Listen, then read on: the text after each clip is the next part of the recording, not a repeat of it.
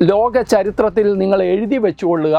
അടിവരയിട്ട് പറയാം, ലോകത്തെ അറിയാവുന്നവർക്ക്, അതായത് ലോകത്തിലെ വിവിധ രാജ്യങ്ങൾക്ക്, ആ രാജ്യത്തെ സൈനിക ശക്തികൾക്ക്, ഇൻ്റർനാഷണൽ അറ്റോമിക് എനർജി കമ്മീഷനെ പോലുള്ള അന്താരാഷ്ട്ര ഏജൻസികൾക്ക്, പിന്നെ നമ്മളുടെ ശത്രു രാജ്യമായ പാകിസ്ഥാനും അവരുടെ സ്പോൺസർഷിപ്പ് ഏറ്റെടുത്തിരിക്കുന്ന ചൈനയ്ക്കും, അവർക്കൊക്കെ വളരെ കൃത്യമായി മനസ്സിലായ ഒരു കാര്യമുണ്ട്.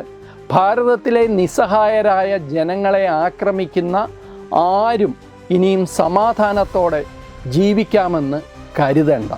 ആ കൃത്യമായ ഉത്തരം പാകിസ്ഥാന് കൊടുക്കാൻ നമ്മൾക്ക് സാധിച്ചിട്ടുണ്ട്.